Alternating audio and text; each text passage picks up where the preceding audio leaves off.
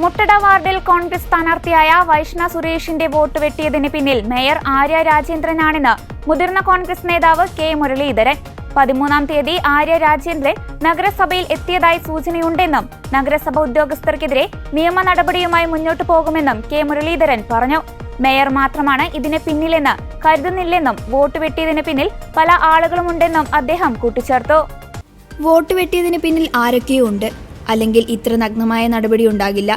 നഗരസഭാ തെരഞ്ഞെടുപ്പ് ഉദ്യോഗസ്ഥരുടെ പേര് എടുത്തു പറഞ്ഞാണ് ഉത്തരവ്. ഉദ്യോഗസ്ഥർക്ക് പിന്നിൽ മറ്റാരോ ഉണ്ടോ എന്ന് കോൺഗ്രസ് നേതാവ് കെ മുരളീധരൻ പറഞ്ഞു. വിഷയത്തിൽ രാഷ്ട്രീയ ഇടപെടലുണ്ടായി. മേയർ മാത്രമാണ് ഇതിനു പിന്നിലെന്ന് കരുതുന്നില്ല. വോട്ടർ പട്ടികയിൽ പേര് പരിശോധിക്കാതെയാണ് സ്ഥാനാർത്ഥികളെ പ്രഖ്യാപിച്ചതെന്ന് ശിവൻകുട്ടി പറഞ്ഞിട്ടുണ്ട്.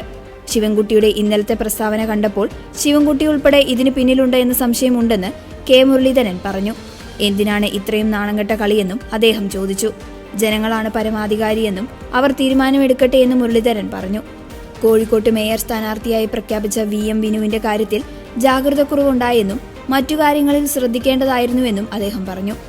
LDFന്റെ എല്ലാ കാര്യവും നോക്കുന്ന ക്യാപ്റ്റൻ തന്നെയാണ് മുഖ്യമന്ത്രിയെന്നും LDFന്റെ പരാജയത്തിന്റെ മുഖ്യ കാരണവും ഇതേ ക്യാപ്റ്റൻ തന്നെയാകുമെന്നും കെ മുരളീധരൻ കൂട്ടിച്ചേർത്തു. എന്തായാലും വിനുവിന്റെ കാര്യത്തിൽ ജാഗ്രത കുറവുണ്ടായി. അത് ഭാവിയിൽ ഉണ്ടാവാതെ മറ്റു കാര്യങ്ങളൊക്കെ ശ്രദ്ധിക്കേണ്ടതാണ്. അല്ല, ശിവൻകുട്ടിയുടെ സ്റ്റേറ്റ്മെൻറ്റ് കണ്ടപ്പോഴാണ് എനിക്ക് സംശയം. മേയറെക്കുറിച്ച് ഞങ്ങളുടെ പാർട്ടിയിലെ സംഘടന കോർപ്പറേഷനിലെ ഞങ്ങളുടെ യൂണിയൻകാർ പറഞ്ഞിരുന്നു മേയർ ഇങ്ങനെ വന്ന് ചെയ്തതായിട്ട് വാർത്തയുണ്ടെന്ന്. പക്ഷേ ശിവൻകുട്ടിയുടെ ഇന്നത്തെ സ്റ്റേറ്റ്മെൻറ്റ് കണ്ടപ്പോൾ ശിവൻകുട്ടി ഉൾപ്പെടെയുള്ളവർ പുറകിലുണ്ടോ എന്നുള്ള സംശയം ഞങ്ങൾക്കുണ്ട്. നല്ല രാഷ്ട്രീയ ഇടപെടലുണ്ടായി. പക്ഷെ ഞാൻ പറയുന്നത് ഇങ്ങനത്തെ ഒരു ചീപ്പായിട്ടാണ് കളി കളിക്കുന്നത്. മത്സരിക്കുന്നവർ മത്സരിക്കട്ടെ, ജനം തീരുമാനിക്കട്ടെ. വോട്ടർ പട്ടികയിൽ പേരുള്ള ഒരാൾക്ക് മത്സരിക്കാമല്ലോ.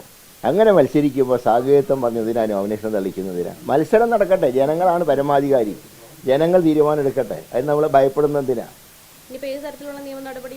ഞങ്ങൾ നിയമ നടപടി ആലോചിക്കുന്നുണ്ട്, വക്കീലുമായിട്ട് ആലോചിച്ച് നിയമ നടപടിയായിട്ട് മുന്നോട്ട് പോകും. എല്ലാ സീറ്റും കൊണ്ട് ലീഗിന് കൊടുത്ത 5 സീറ്റിലും ലീഗിൻ്റെ സ്ഥാനാർത്ഥികൾ തന്നെയാണ് അവരുടെ പാർട്ടി ചിഹ്നത്തിൽ മത്സരിക്കുന്നത്.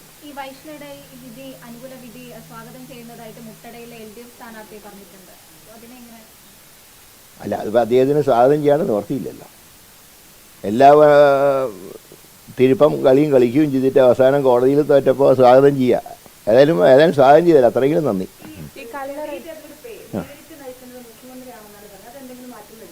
അല്ലേ, LDFന്റെ എല്ലാ കാര്യവും നോക്കുന്ന മുഖ്യമന്ത്രിയല്ലേ, അതിനിപ്പോൾ സംശയം ആർക്കെങ്കിലും ഉണ്ടോ? അദ്ദേഹം തന്നെയാണ് എല്ലാം ക്യാപ്റ്റൻ. എന്താ ഇനി അദ്ദേഹമാണല്ലോ അതിൻ്റെ ക്യാപ്റ്റൻ. അദ്ദേഹം എല്ലാത്തിലും ക്യാപ്റ്റനാണ്. ഇപ്പോൾ എല്ലാ വിഷയത്തിലും അദ്ദേഹം ക്യാപ്റ്റനാണ്. അതുകൊണ്ട് തന്നെ LDFന്റെ പരാജയത്തിൻ്റെ മുഖ്യ കാരണം നാളെ അദ്ദേഹം തന്നെയായിരിക്കും, ക്യാപ്റ്റൻ തന്നെയായിരിക്കും എൻ്റെ കാരണം.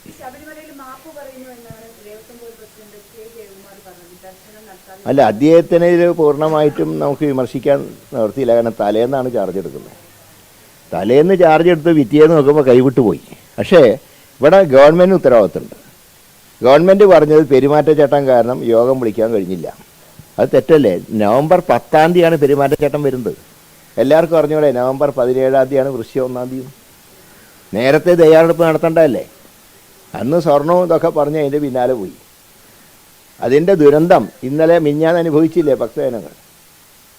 എത്ര മണിക്കൂർ ക്യൂ നിന്നു. ഇന്നലെയും കുഴഞ്ഞു വീണു അവശരായവരുണ്ട്, കുട്ടികൾ. ഇവരൊക്കെ ഈ 41 ദിവസം നോമ്പ് നോറ്റ് വരുന്നവരാണ് ഇവർ. തമിഴ്നാട്ടിലൊക്കെ എന്ന് പറഞ്ഞാൽ കഠിന വ്രതമാണ് അവർ. ചെരുപ്പ് പോലും ധരിക്കില്ല ഏത് ക്ലൈമറ്റിൽ പോലും. കേരളത്തിലുള്ള ഞങ്ങളൊക്കെ എല്ലാ വർഷവും പോകുന്നവരാണ്. ഞങ്ങളെക്കാൾ കൂടുതൽ പിന്നെ ഭക്തിയുള്ളവരാണ് അവർ. അങ്ങനെയുള്ളവർ വന്നിട്ട് തൊഴുകാൻ കഴിയാതെ മടങ്ങിപ്പോകാന്ന് പറഞ്ഞാൽ അതിൻ്റെ ദേവസ്വം ബോർഡിന് മാത്രമല്ല ഗവൺമെൻറ്റിന് ഉത്തരവാദിത്തമുണ്ട്. മുന്നൊരുക്കം നടത്തേണ്ട ഗവൺമെൻറ്റായിരുന്നു.